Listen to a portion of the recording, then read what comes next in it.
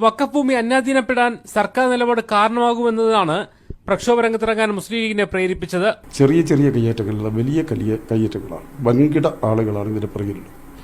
വലിയ റിസോർട്ടുകളാണ് ഇവിടെ വരാൻ വേണ്ടി പോകുന്നത്.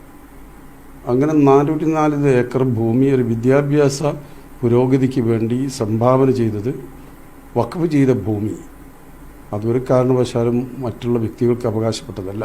അപ്പോൾ സർക്കാർ ഇടപെട്ട് വൻകിടകൾക്ക് കൂട്ടുനിൽക്കുക എന്ന് പറഞ്ഞാൽ തികഞ്ഞ അന്യായമാണ്. ആ അന്യായത്തിനെതിരെ പോരാട്ടം ഞങ്ങൾ നടത്തും. പ്രക്ഷോഭത്തിന്റെ ആദ്യഘട്ടമായി 8-ാം തീയതി കോഴിക്കോട് വഖഫ് ബോർഡ് ഓഫീസിന് മുന്നിൽ പ്രതിഷേധ ധർണ നടത്തും.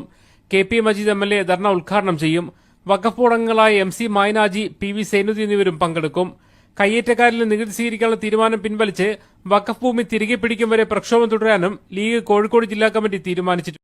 ഇപ്പോൾ വഖഫ് ബോർഡ് അംഗം മൊയിൻ ഹാജി ടെലിഫോൺ ലൈനിൽ ചേരുന്നുണ്ട്. ശ്രീ മൊയിൻ ഹാജി, കയ്യേറ്റക്കാരിൽ നിന്ന് നികുതി സ്വീകരിക്കാൻ ഒരു പ്രത്യേക അനുമതി റവന്യൂ വകുപ്പും വഖഫ് ബോർഡും നൽകിയതായി അറിയുന്നു. എന്തുകൊണ്ടാണ് ഇപ്പോൾ ഇത്തരം ഒരു അനുമതി നൽകിയിരിക്കുന്നത്? ഇത് കൂടുതൽ നിയമക്കുരുക്കിലേക്ക് കാര്യങ്ങളെ എത്തിക്കില്ലേ? അത് നിയമക്കുരുക്കിലേക്ക് എത്തിക്കാൻ മാത്രമല്ല, വഖഫ് ഭൂമി തിരിച്ചു പിടിക്കാനുള്ള വഖഫ് ബോർഡിന്റെ നടപടിയെ തടസ്സപ്പെടുത്തുക എന്നത് തന്നെയാണ് അതിന്റെ ഉദ്ദേശം. അവിടെ ചെറായില് ഈ വഖഫ് ഭൂമി കയ്യേറി റിസോർട്ടുകൾ സ്ഥാപിച്ച വൻകിട ക്ലബ് മഹീന്ദ്ര പോലെയുള്ള സ്ഥാപനങ്ങൾക്ക് വേണ്ടിയിട്ട് ഗവൺമെന്റ് ബോധപൂർവം ചെയ്ത ഒരു അഴിമതി നിറഞ്ഞ ഒരു തീരുമാനമാണത്.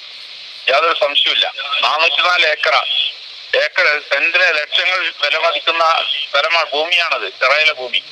അത്രയും നല്ല ഭൂമി വഖഫ് ആക്ട് പ്രകാരം വഖഫ് ബോർഡ് തിരിച്ചു പിടിക്കാൻ ഉത്തരവിട്ട ഭൂമി, ആ തിരിച്ചു പിടിക്കലിന് തടയിടുക എന്ന ലക്ഷ്യത്തോടു കൂടിയാണ് അവർക്ക് നികുതി അടയ്ക്കാനുള്ള പെർമിഷൻ കൊടുക്കുക എന്ന് പറഞ്ഞാൽ കൈവശം സമ്മതിക്കുക എന്നുള്ളതാണ് ഇതിന്റെ അർത്ഥം. അതിൽ വ്യക്തമല്ലേ, അത് അഴിമതിയാണ്. വഖഫ് ഭൂമി കയ്യേറിയവരുടെ കൂടെ അവർക്ക് ആ ഭൂമി നഷ്ടപ്പെടാതിരിക്കാനുള്ള ബോധപൂർവമുള്ള ശ്രദ്ധാപൂർവമുള്ള ഒരു നടപടിയാണത്. യാതൊരു സംശയമില്ല. ഇതിനെതിരെ മന്ത്രിമാർക്കെതിരെ നടപടി സ്വീകരിക്കണം, അവർ പ്രോസിക്യൂട്ട് ചെയ്യണം എന്നാണ് എന്റെ അഭിപ്രായം. വഖഫ് ബോർഡ് മുന്നിൽ വരികയോ ചർച്ച ചെയ്യുകയോ വഖഫ്